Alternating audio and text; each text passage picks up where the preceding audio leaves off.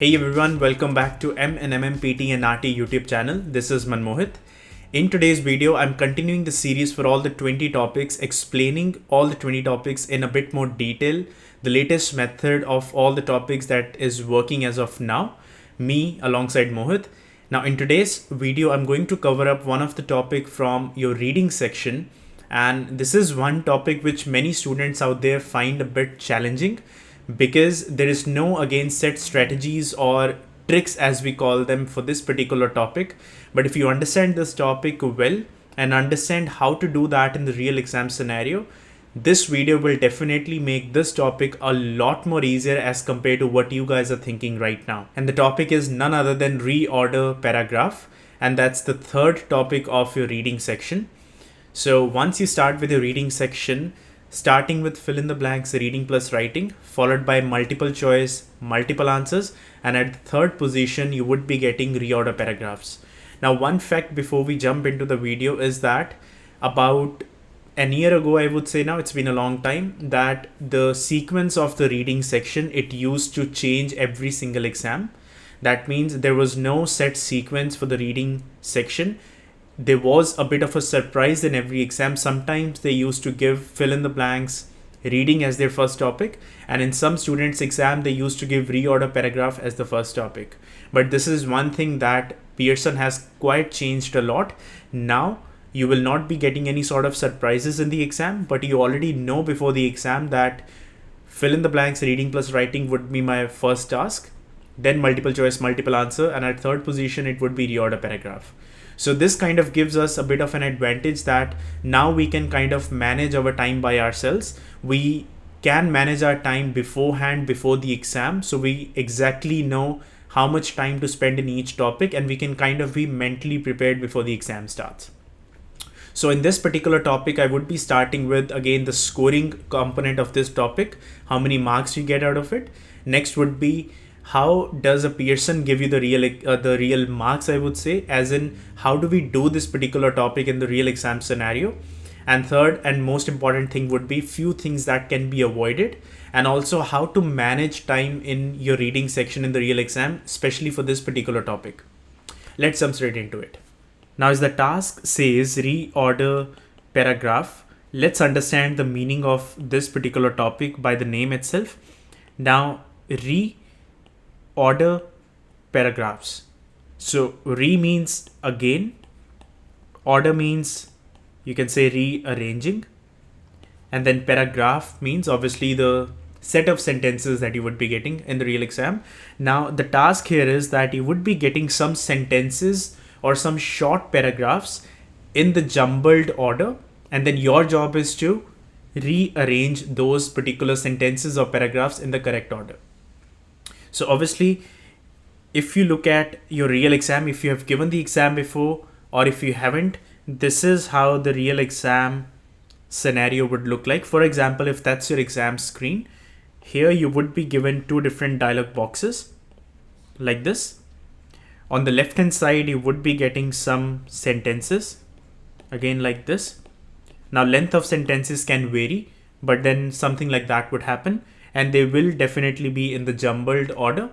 On the right hand side, you will have an empty box where we need to get all these unstructured kind of sentences and put them in the correct sequence on the right hand side. How do we do that? By drag and drop. So you take a sentence from this side, you hold that sentence and you drop it onto the right hand side like this. Now on the bottom right corner, you will have this next button. Before hitting this next button, you feel free to make as many changes as you want. If you feel that you made a mistake by rearranging them, you can definitely reshuffle all the sentences again. But again, before hitting this next button, once you click on this next button and you move towards the next question, there is no coming back. Whatever you have done, it's done. You can't change anything out of it. So be very careful while selecting your answers and only then click on the next button.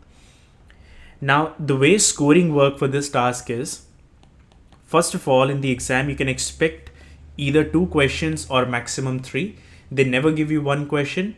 They never give you 4 questions. It's always going to be 2 or it's always going to be 3. Now, how important is this particular task? Now, in terms of marking, This topic is not distributing marks in any other section. It is purely going towards the reading part. But in terms of marking, it's not really that of an important topic. But hey, people out there who are aiming for 79 plus or a perfect 90, this task is something which will definitely help you to fetch those additional 5 to 7 marks which you might be missing for your 79 or for your 90. So pay attention towards the very end of the video. Now, how much time do we get for this particular task in the exam? Now, there is no set answering time from the Pearson itself. They never say that spend this much time on this task. But in your entire reading task, in your entire reading module, the scenario looks something like this.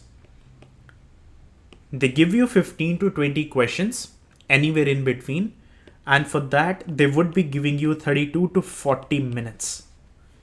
So depending on the number of questions you get, your time would be different.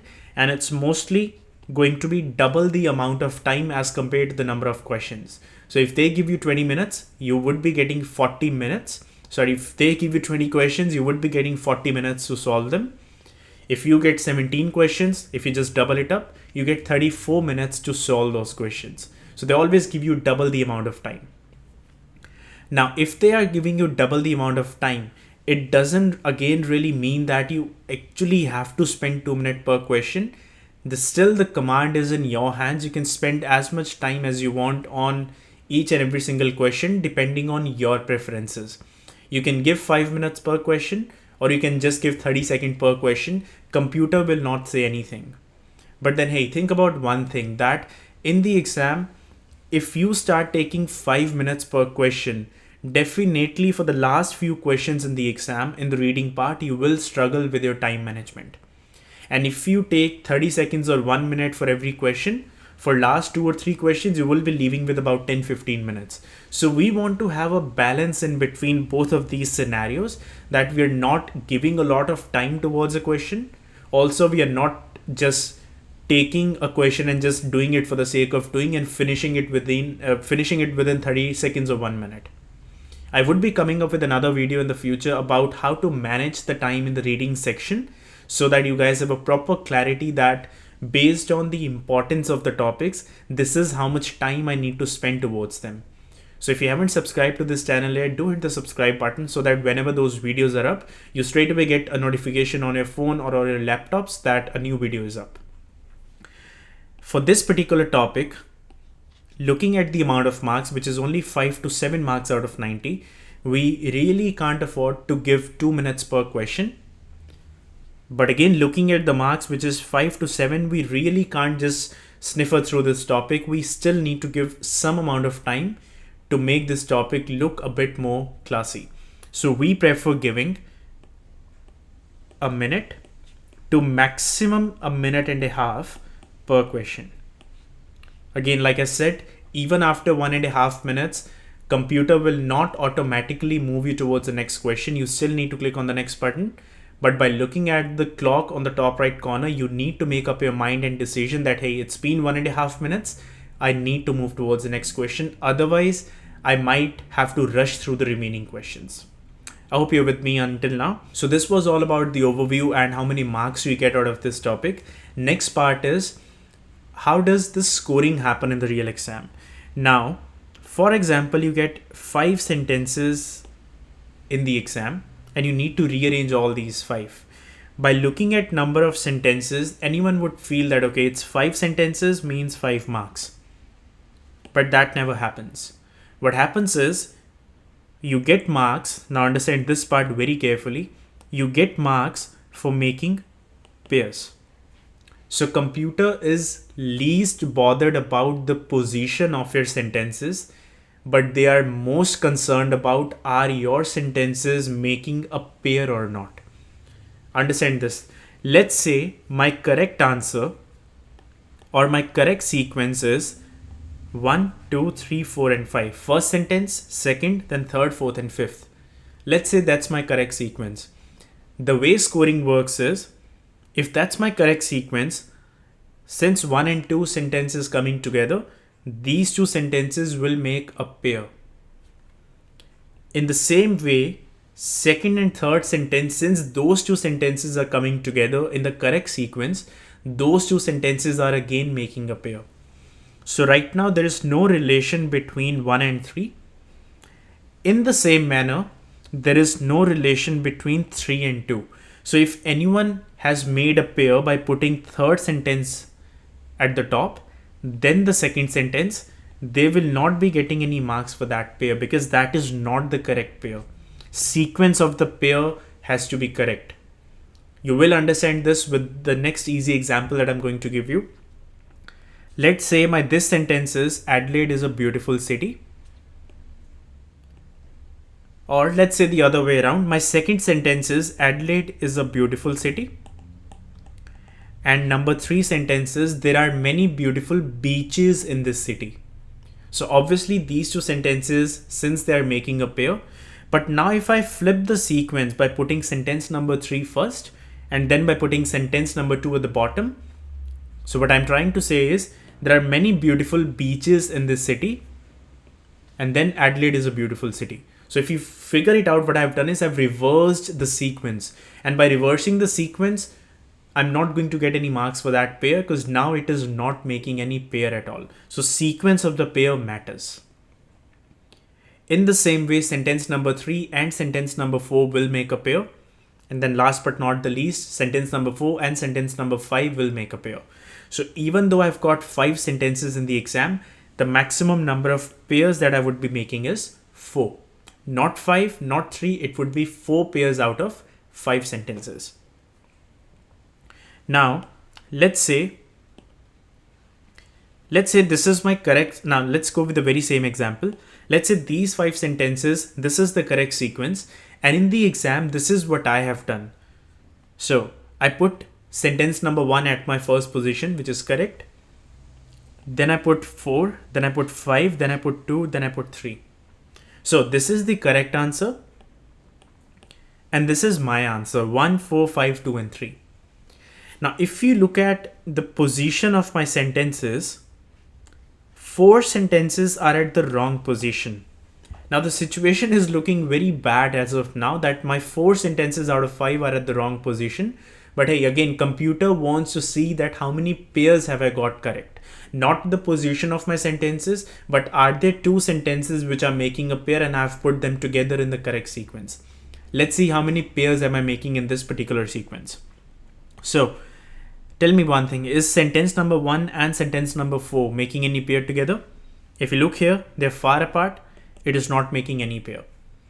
Then sentence number 4 and 5, are those 2 making any pair? Absolutely yes, it matches. So 1 correct pair. Is sentence number 5 and 2 making any pair? Not. Sentence number 2 and 3? Yes. So even if 4 sentences out of 5 were at the wrong position, still I'm getting 2 pairs correct out of 4. So situation is not looking that bad as of now. Now, if you think about one thing, I'm still talking about pairs, 2 out of 4 pairs, 3 out of 4 pairs, and so on. I never said 2 marks out of 4. And the reason is, whatever number of pairs you get correct in the exam, that is never equal to number of marks. So if you are getting 2 pairs correct out of 4, it doesn't mean 2 marks out of 4. The marking, the scoring of reorder paragraph never work like that. But easy way to explain that would be to you guys, depending on your desired scores now. Let's say there's some audience out there who's aiming for 65 plus. And then there are some of you who are aiming for 79 plus. Based on your requirements, if you're aiming for 79 plus, you need to get at least, now at least is the key word here, at least 2 pairs correct out of 4 on an average. And if you do so in every question, you still have a great chance of getting 79 plus out of 90, but provided if you perform great in the other important topics. Which other important topics am I talking about? Go through all the videos that we have already posted. You will see the most important topics. We do mention the scoring and the marking for every single topic. Watch all the videos. You will get to know which topics are important. Especially watch my very first video where I posted which topics are important in PT, the very first video of this channel. Go and watch that. You will get to know which topics are actually important. So if you get 2 pairs out of 4 on an average, you can still get 79 plus. And for 65 plus out there, if you get at least 1 pair correct out of 4 on an average, you still have a high probability and chance to still get your 65 plus in the real exam. So remember one thing, that's the bare minimum that we are talking about. But that doesn't mean that I want you to go in the exam, just get 1 pair correct and leave the question. Try to get the entire question correct. That's your first goal. But if it doesn't happen, stick to at least the minimum amount of pairs and you should be good enough. So this is how the scoring works in the real exam. I hope you're with me until now. Next thing that I want to discuss with you is how can we make pairs in the exam? So I'll denote this thing with 5 pairing techniques. I think it's 6 or 7 different pairing techniques that I want to talk to you about. Now, these pairing techniques, as I said, they will help you to make pairs in the exam, though they never guarantee to get the entire sequence correct, but then it will still help you to make a lot of pairs in the exam, and that is your entire goal anyway. I've seen many students of mine, what they do in the exam is, they'll go in the exam, the moment they get their reorder paragraph question, they will start finding out their very first sentence, which is the introductory sentence. Now, hey, nothing wrong in that, but then do not spend your entire 1.5 minutes to just find out the first sentence, because that itself is not worth anything. I'll give you an example, a short, quick example. Let's say you only have 4 sentences in the exam. That's very possible. And this is what you have done in the exam. So that's the correct answer. And that's your answer.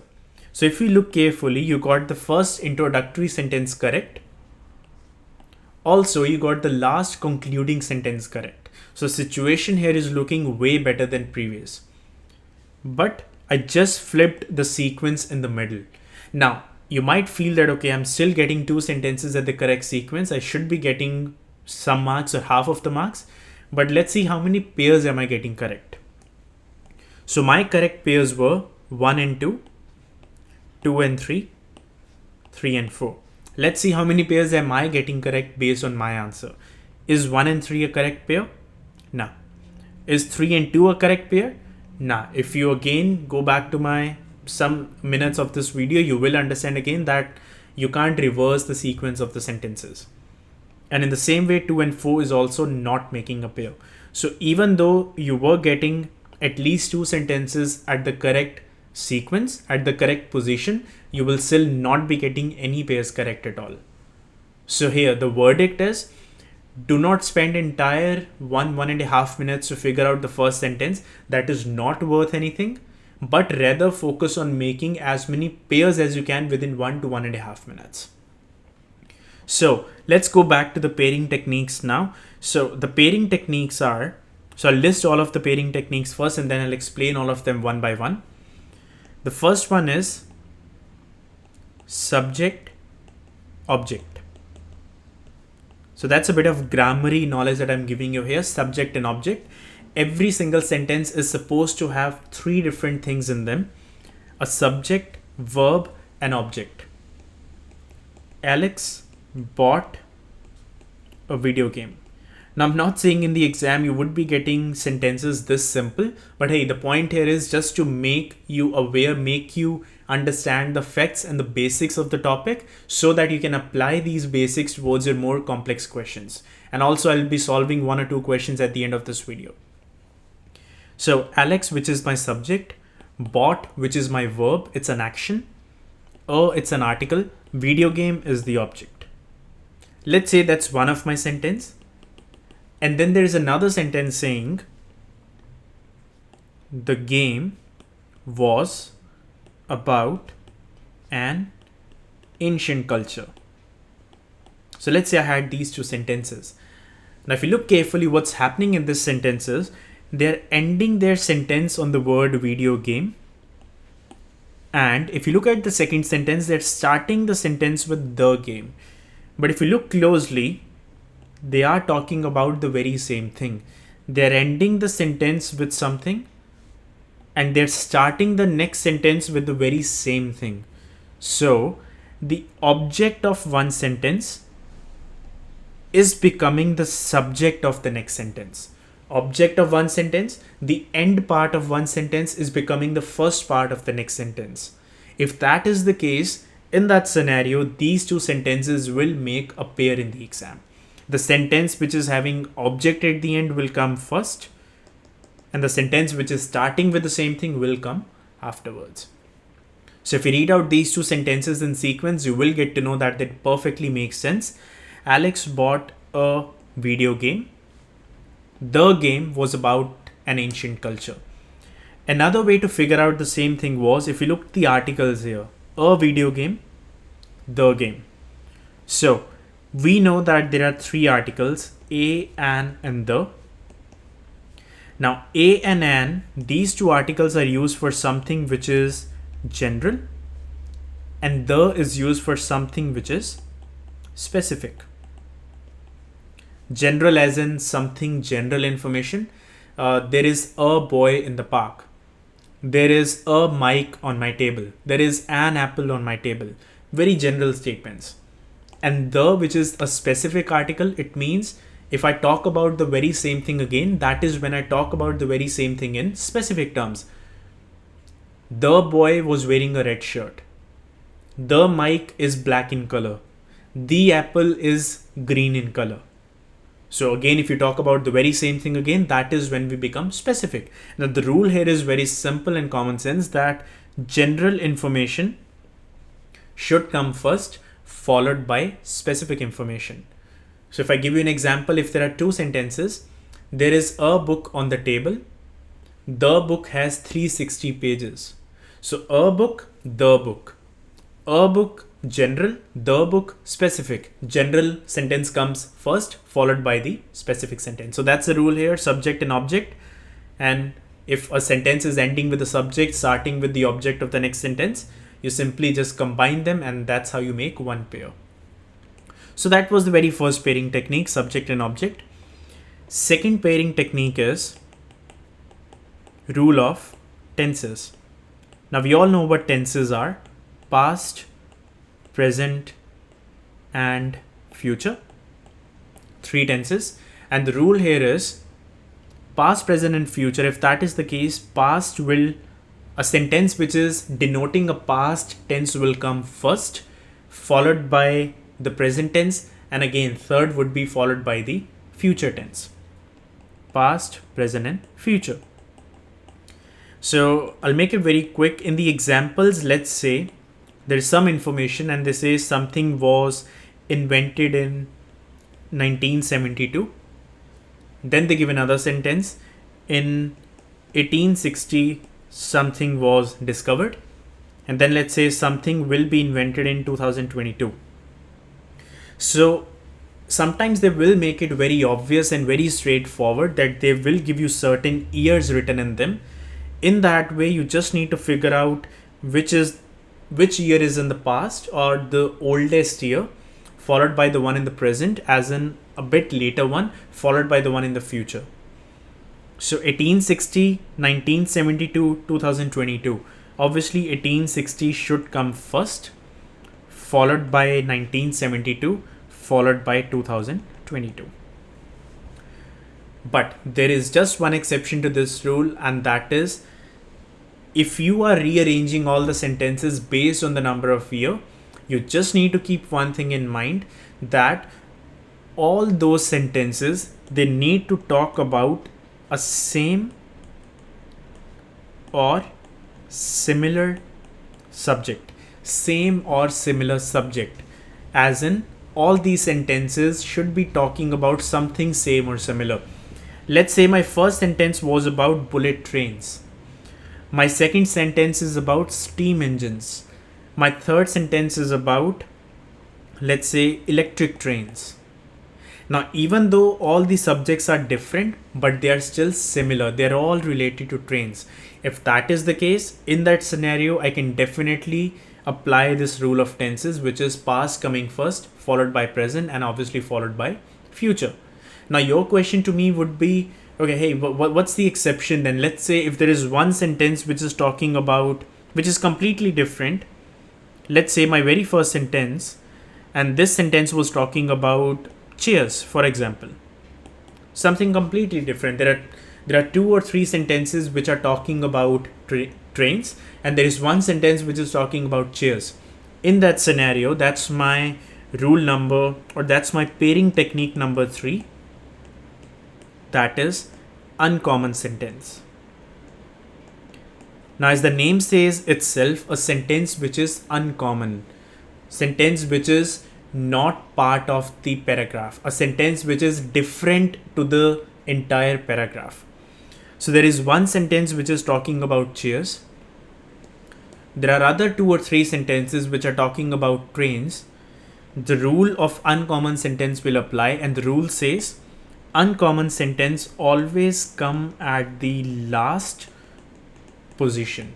So irrespective of which year does that subject falls under, it doesn't matter. You cannot readjust that particular sentence in between my other given sentences. You straight away take that uncommon sentence and drop it down at the very last position. That's the strategy here.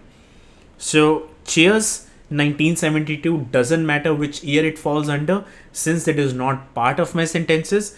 This sentence number 1 will automatically come at my last position of my complete sequence of that particular reorder paragraph.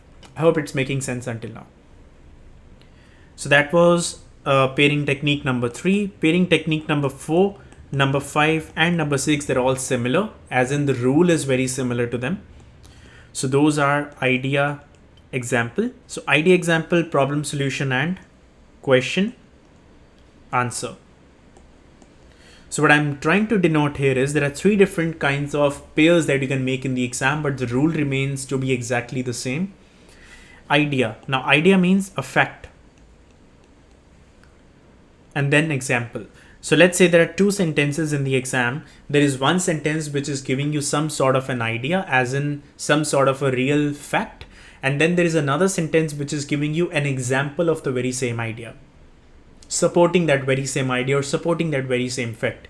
For example, COVID-19 has destroyed the economy of the entire world. Now it's an idea, it's a fact. And then there is another sentence saying that about 1 million jobs have been lost in the entire world until now. So that's an example having some numbers in between, which is supporting my main idea, which is supporting that fact. So in that scenario, in the exam, those 2 sentences will make a pair. The idea, the fact sentence will come at the first position, followed by a sentence which is having an example in between. Idea, example, pair.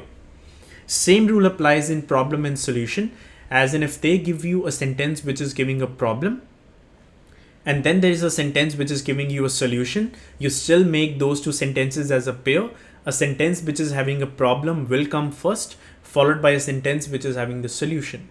For example, problem could be COVID-19 has killed a lot of people in the entire world, for example. So that's a problem. And solution would be scientists have started to develop vaccines which is helping people to get rid of the COVID in the long run.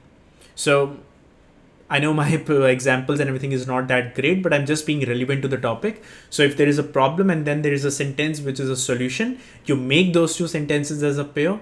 Problem comes first, followed by the sentence which is a solution.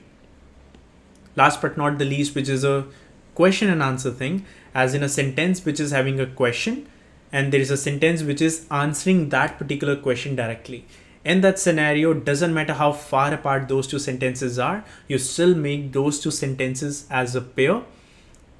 A question sentence will come at the top, followed by a sentence which is the answer to that particular question. Question could be, scientists still face the question by audience or people that when will COVID come to an end?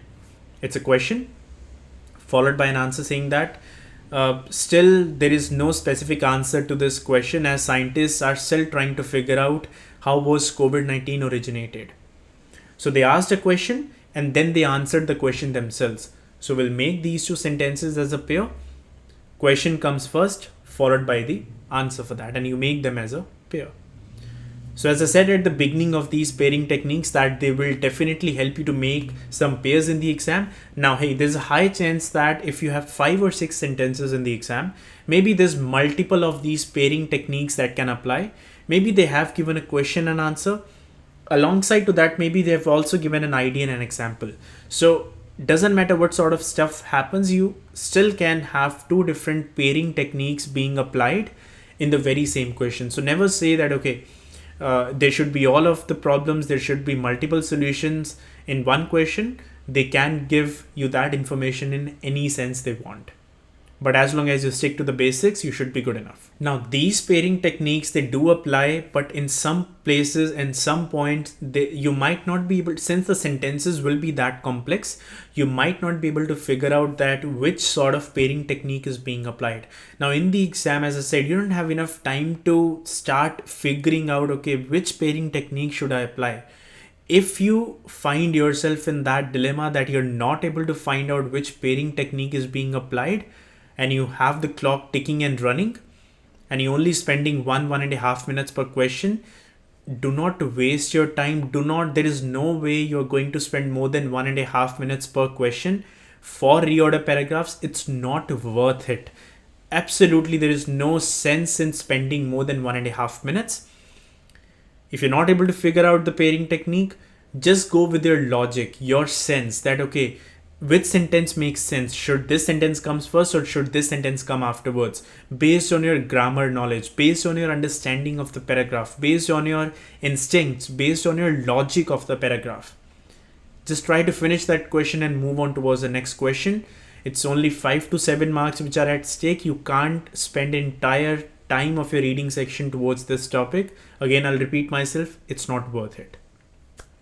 Now, using the very same rules, let's try to solve at least one question, or let's say 2 questions, and understand how can we apply these pairing techniques, plus how can we make sure that we get at least 1 or 2 pairs correct in the exam, so that we are on a safe path to get, even if you're aiming for 79 plus. Now, for example, that's the first question. Now, that's a real exam question and not just something just picked out of anywhere. So as you could see, there are 5 sentences given to me. And then my job is to rearrange all these 5 sentences. If you just skim and scan, now do one thing, just pause the video, skim and scan all these 5 sentences, read out all these 5 sentences thoroughly, and try to understand what is this paragraph all about. That's the first thing that I do in the exam. I skim and scan. I read out the main words, quality of the fabric, effectively, fishermen's knitted jerseys, all that stuff. So I hope you would have read this paragraph by now. So if you look carefully, this paragraph is all about these knitted jerseys in Britain. So it's something related to clothing. So there are 5 sentences. After that, if you see, the first sentence is, it is mainly due to the quality of the fabric. So they're already jumping towards some sort of a conclusion that it is mainly due to the quality of the fabric. What is mainly due to the quality of the fabric? That part is not mentioned. That means we are missing some information, or that information has already been said before in some other sentence. So this sentence cannot be my very first sentence. Next says, traditionally they are navy blue and they are basically square in shape.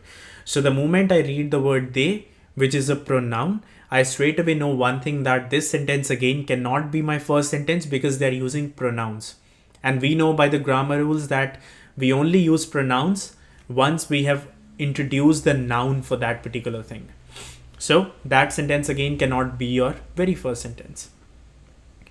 Then they say, fishermen's knitted jerseys have always been recognizable in Britain by their color and their shape. So there hasn't been any sort of pronouns, connectors, or any incomplete sort of information being said. So this can be your first sentence. Then they say, this continuing popularity. This continuing popularity. This is again a pronoun. So again cannot be your first sentence. These navy jerseys. The word these again denotes that it's a pronoun. Those navy jerseys have already been introduced in some other sentence. Again, that sentence can never be your first sentence.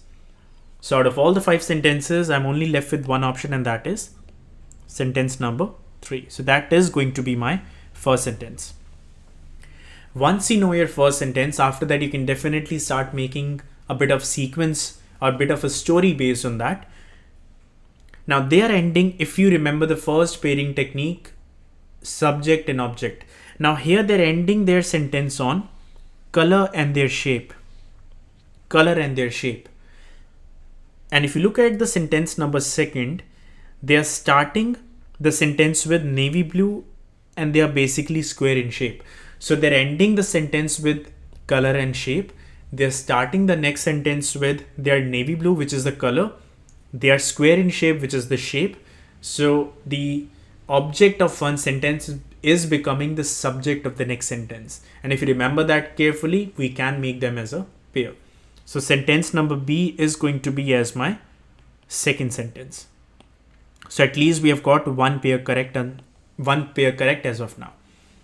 Next, they say traditionally they're navy blue and they're basically square in shape without a curved armhole or insert sleeve.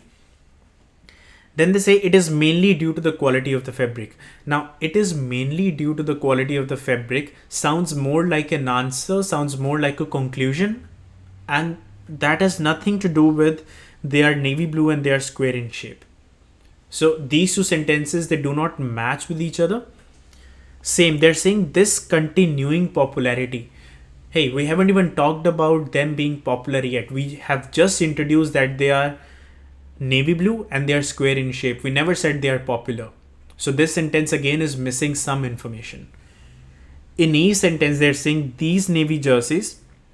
It makes sense because if we have already introduced that they're navy blue, are still a familiar sight. Now here comes the popularity part. They say are still a familiar sight. That means they're still popular. So this I will put as my sentence number 3. And now I can put this sentence as my 4. Why? Because now this sentence number D matches with my sentence number E because of this continuing popularity. So here they say they are still a familiar sight. In the next sentence, they say this continuing popularity. So these two sentences make a pair. And lucky last, which is it is mainly due to the quality of the fabric. And you can definitely check it in the exam by reading two sentences loudly together so that your brain will be able to understand that are those two sentences making any pair or not. So they are saying these navy jerseys or this continuing popularity cannot just be due to fondness for tradition. It is mainly due to the quality of the fabric. So it is not just because people love this tradition. It is mainly due to the quality of the fabric that this navy jersey is popular in Britain. So now this paragraph makes sense. So my correct sequence is going to be C sentence as my first, followed by B sentence as my second, followed by E, followed by D, and followed by A. So if you get all your 5 sentences in this particular sequence in the exam, that is only way that you would be getting all the 4 pairs correct. So if that is the correct sequence, your 4 pairs would be C, B, B and E, E and D, D and A. So these 4 pairs. And you will be getting all 4 pairs correct. So everyone would be getting different amount of pairs correct in the exam. There might be someone who would have written a sequence like this, completely opposite to what is my correct answer. But still, if you look carefully, that person is still going to get few pairs correct, such as D and A, which is correct. A and C is wrong. C and B is correct like this. B and D is correct. So even though all the sentences were at the wrong position, still this person would be getting 3 pairs correct out of 4. So it's a very unusual kind of topic, but it can work in your favor provided if you follow all the things that I've said in this video, that you need to follow, you need to focus more on your pairs rather than focusing on getting all the 5 sentences in the correct sequence, because you will not have enough time in the exam to do so. So I hope this video made a bit of sense to you and it might have made this topic a bit more easier as to what you were thinking of this topic as of now. I hope you find a bit of value in this video. If you did find a bit of useful information in this particular video, do hit that like button. And also, if you have some of your friends who are struggling in this particular topic, do share this video with them so that they can also benefit. And if you are new to this channel, do consider subscribing so that whenever those new videos are up, which we post every week, 2 videos a week. You guys would be the first one to be notified about them. And one more thing on a closing note, I would say is that I was reading one book today, and the book is Atomic Habits. And I read one sentence in that particular book today, and it actually resonated with me a lot. And I tell my students a lot about that thing, is that people just think that after practicing this topic for at least a week or something, and even after 1 week, if they're not getting the correct answers or correct pairs, they just give up or they get demotivated. But think about this one thing. Even in that book, it was written that it's your everyday, those little atomic habits which create a major difference. If you go to gym 3 days a week, that is not going to make you thinner, or that is not going to make you fit. Because after that 4 days, you're not doing anything in terms of your health or anything for your health. You need to make sure of one thing, that you're putting that consistent little amount of time to this particular topic every single day.